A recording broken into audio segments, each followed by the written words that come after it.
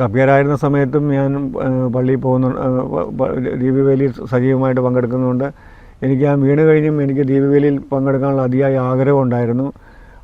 അത് കഴിഞ്ഞ് wheel chair ഈസിയിൽ മുച്ചക്രമാക്കിയെടുത്ത് ഇപ്പോഴും പറ്റിയില്ലെങ്കിലും ഞാൻ ദീപവേലിയിൽ പങ്കെടുക്കുന്നുണ്ട്. അത് എനിക്കൊരു വലിയൊരു അനുഗ്രഹമായിട്ടാണ് തോന്നുന്നത്.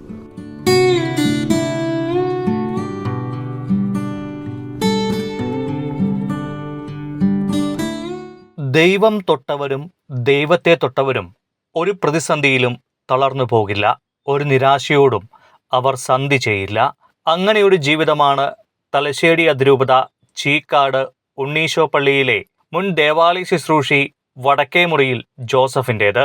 ദൈവാലയ ശുശ്രൂഷിയായിരുന്ന 18 വർഷവും ദിവ്യബലി മുടക്കാത്ത ജോസഫ് 3 വർഷം മുമ്പാണ് ഒരപകടത്തിൽ അരയ്ക്ക് കീഴ്പോട്ട് തളർന്ന് വീൽ ചെയറിലായത്. 18 വർഷം സ്വന്തം ജീവനേക്കാളേറെ സ്നേഹിച്ച ഈശോയോട് പരാതിയും പരിഭവവും പറയുവാൻ നീതിമാനായ ഈ ജോസഫ് തയ്യാറായില്ല. മറിച്ച് വീൽ ചെയറിലിരുന്ന് കൊന്ത കെട്ടിയും ലോകത്തിനായി പ്രാർത്ഥിച്ചും കൂടുതൽ ആത്മാക്കളെ ഈശോയ്ക്കായി നേടുന്ന തിരക്കിലാണ് ജോസഫ്.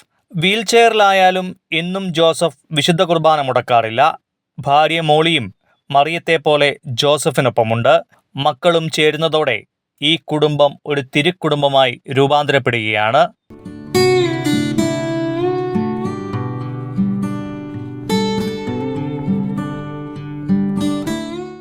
എൻ്റെ പേര് ഔസപ്പച്ചൻ. ഞാൻ 18 വർഷമായിട്ട് ചീക്കാട് പള്ളിയിലെ കപ്പ്യാരായിരുന്നു. ഒരു 3 വർഷം മുമ്പ് എനിക്കൊരു മരത്തെ കയറി വീണ് ഒരു ആക്സിഡൻറ്റ് പറ്റി.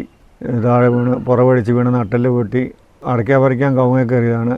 കവുങ്ങ കയറിയപ്പം എങ്ങനെയാണ് സംഭവിച്ചൊന്നും അറിയില്ല. പെട്ടെന്ന് അടയ്ക്കാക്കൊല നേരെ ഞാൻ മെഷീനിൽ നിന്ന് ഊർന്ന് താഴോട്ട് പോവുകയും ഞാൻ പുറം തല്ലി വീഴുകയും ചെയ്തു. എൻ്റെ നട്ടെല്ല് പൊട്ടി സ്പൈനൽ കോഡ് ജാമായിപ്പോയി.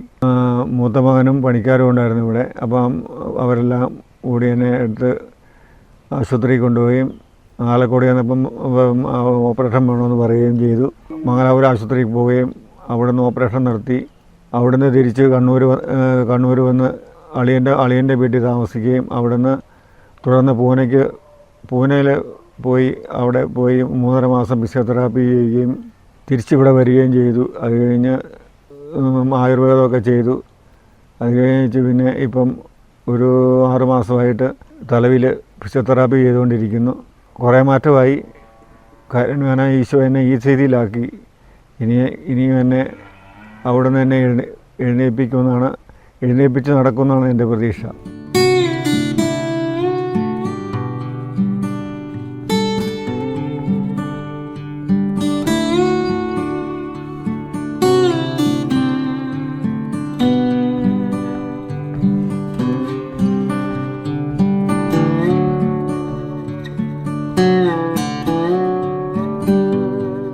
പള്ളിയിൽ ആദ്യ വെള്ളിയാഴ്ച 5 കുർബാനയുണ്ട്. രാവിലെ 5 മണിക്ക് ആരാധന തുടങ്ങും. ഒരു 4 മണിയാകുമ്പോൾ ഞാൻ പള്ളിക്ക് ചെല്ലും. എല്ലാം കതകഞ്ഞെല്ലാം തുറന്നിട്ട് ആരാധനയ്ക്ക് എടുത്തു വെച്ച് കുർബാനയ്ക്കെല്ലാം ഒരുക്കി വെക്കും. 5 മണിയാകുമ്പം ആരാധന തുടങ്ങും. 5:30 കുർബാന, അത് കഴിഞ്ഞ് 7-ന് കുർബാന, 8:30 കുർബാന, 10:45 കുർബാന, 2:15 കുർബാന. അങ്ങനെ ആദ്യ വെള്ളിയാഴ്ച 5 കുർബാനയാണ് ഉള്ളത്. ഇട ദിവസങ്ങളിൽ 3 കുർബാന. കപ്പ്യാരായിരുന്ന സമയത്തും ഞാൻ പള്ളിയിൽ പോകുന്നു, ദീപവേലിയിൽ സജീവമായിട്ട് പങ്കെടുക്കുന്നതുകൊണ്ട് എനിക്ക് ആ വീണ് കഴിഞ്ഞും എനിക്ക് ദീപവേലിയിൽ പങ്കെടുക്കാനുള്ള അതിയായ ആഗ്രഹം ഉണ്ടായിരുന്നു. അത് കഴിഞ്ഞ് വീൽ ചെയർ ഈസിയിൽ മുച്ചക്രമാക്കിയെടുത്ത് ഞാൻ ഇപ്പോഴും പറ്റിയില്ലെങ്കിലും ഞാൻ ദീപവേലിയിൽ പങ്കെടുക്കുന്നുണ്ട്. അത് എനിക്കൊരു വലിയൊരു അനുഗ്രഹമായിട്ടാണ് ആയിരുന്നു. ഇനി ഓടി നടക്കാൻ പറ്റുമെങ്കിൽ ഇനിയും എനിക്ക് എന്നും പള്ളിയിൽ പോകണമെന്നുണ്ടായിരുന്നു.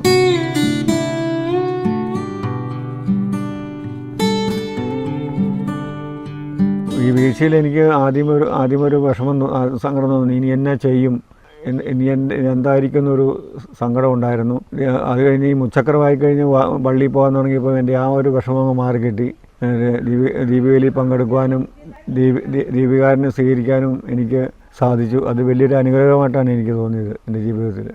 ഇത്രമാത്രം സ്നേഹിക്കാൻ ഞാൻ യോഗ്യനാണോ എന്ന് എനിക്ക് ചിലപ്പോൾ തോന്നിപ്പോയിട്ടുണ്ട്. ഈശോ ഇത്രയും സ്നേഹിക്കാൻ അച്ഛൻ 2 മാസത്തിലൊന്ന് എനിക്ക് ദീപികാരനെ കൊണ്ട് തരുമായിരുന്നു അച്ഛൻ. അത് സ്വീകരിച്ചു കഴിഞ്ഞപ്പോൾ എനിക്ക് ഉള്ളിൽ തോന്നി, എന്തുകൊണ്ട് രാവിലെ പള്ളിയിൽ പോയാൽ എന്താണെന്നൊരു തോന്നൽ തോന്നി. അങ്ങനെ പള്ളിയിൽ പോകാൻ തുടങ്ങി. ഈ അവസ്ഥയിൽ ഞാൻ വണ്ടി ഓടിച്ച് രാവിലെ ദീപവേലിയിൽ പങ്കെടുക്കുമായിരുന്നു.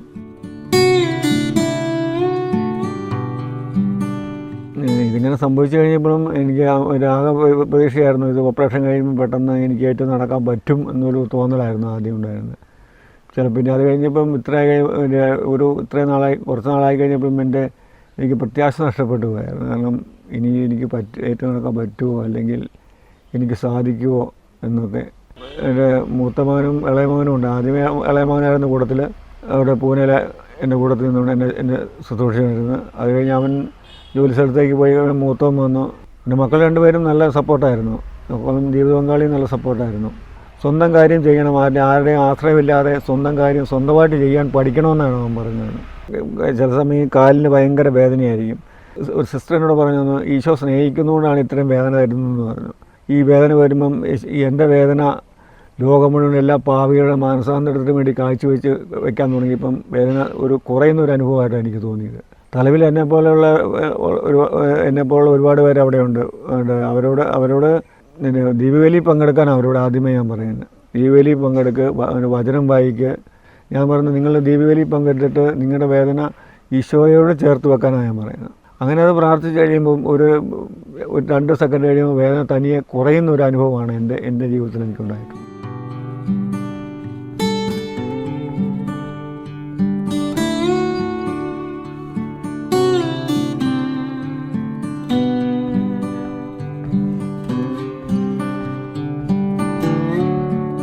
ഞാൻ ഇവിടെ ഇങ്ങനെ വെറുതെ ഇവിടെ ഇരിക്കുന്ന കണ്ടപ്പം സിസ്റ്റേഴ്സ് എന്നോട് ഒന്ന് ചോദിച്ചു, കൊന്ത കെട്ടാൻ അറിയാമെന്ന് ചോദിച്ചു. ഞാൻ പറഞ്ഞു, എനിക്ക് കൊന്ത കെട്ടാൻ അറിയത്തില്ല, ഞങ്ങൾ പഠിപ്പിക്കാമെന്നും പറഞ്ഞ് സിസ്റ്റർമാർ വന്നു.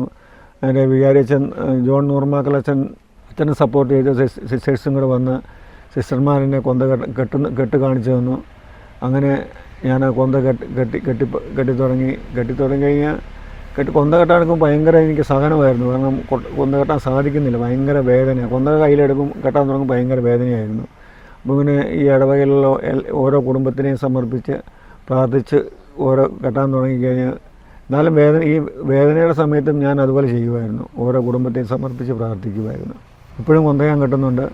വീണ് കഴിഞ്ഞ അവിടെ കാല് രണ്ടും മരിച്ചുപോയി. പിന്നെ പണിക്കാരെടുത്തോണ്ട് വന്നിട്ട് ഇരുത്ത് കൊണ്ട് കിടത്തി. പിന്നെ കടന്നുപോയ മനുഷ്യനെ ദൈവം ഇത്രമാത്രം അഭിവൃദ്ധി പ്രാപിച്ച് കൊണ്ടുവരാൻ സാധിച്ചു തമ്പുരാൻ്റെ കൃപയാൽ.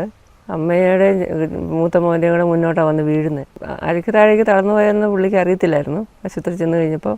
ഇപ്പോൾ 3 വർഷമായി. ഇപ്പോൾ ഇവിടം വരെ എത്തി. അതിന് മുന്നോട്ട് ദൈവം ഏൽപ്പിച്ച് നടത്തുന്നുള്ള പ്രതീക്ഷയോടെ ഞങ്ങൾ ജീവിക്കുന്നു.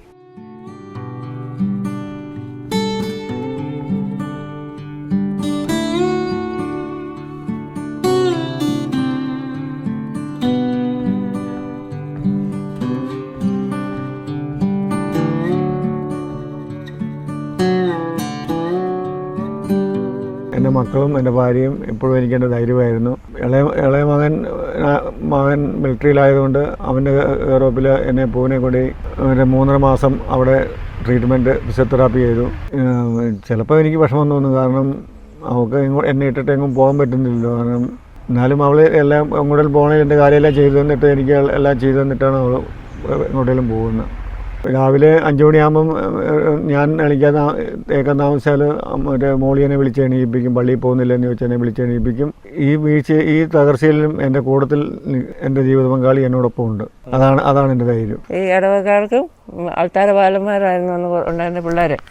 ആ പിള്ളേരും എല്ലാം നന്നായിട്ട് എല്ലാവരും പഠിക്കാൻ പോവുകയാണെങ്കിൽ തന്നെ ഇവിടെ വന്നിട്ട് പിന്നെ യാത്ര പറഞ്ഞേ പോവുള്ളൂ. ബൈബിൾ വായിക്കുകയൊക്കെ ആൾക്കാരെ കയറ്റി ബൈബിൾ വായിച്ച പിള്ളേരൊക്കെ ഉണ്ട്. ആ പിള്ളേരുടെ കല്യാണം കഴിഞ്ഞാൽ പിള്ളേർ ഇവിടെ വരും. ഗിഫ്റ്റൊക്കെ കൊണ്ട് കൊടുത്തേ പോകും. ആ മദാമ സാഹിബം വന്ന് പിള്ളേരുടെ അടുത്തിരുന്ന് ഫോട്ടോ ഒക്കെ എടുത്തു. ആഴ്ച എൻ്റെ വിവരം പറയണം. അടുത്ത പ്രാവശ്യം വരുമ്പോൾ നമുക്ക് ഡാൻസ് കളിക്കണം, എല്ലായിടത്തും പോകണം.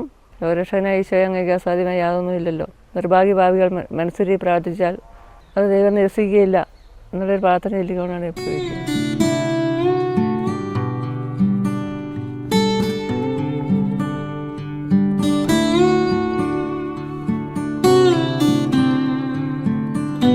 തകർച്ചയിലിടയ്ക്കും എൻ്റെ പ്രാർത്ഥന കൈവിട്ടില്ല. പക്ഷേ എനിക്ക് എന്തെങ്കിലും വിഷമം ഒരു വിഷമോ അല്ലെങ്കിൽ ദുഃഖമോ വിഷമം വരുമ്പോൾ എന്നെ എപ്പോഴും സഹായിച്ചുകൊണ്ടിരിക്കുന്ന സിസ്റ്ററുണ്ടോ, പ്രാർത്ഥനയിൽ സഹായിച്ചുകൊണ്ടിരിക്കുന്ന സിസ്റ്റർ.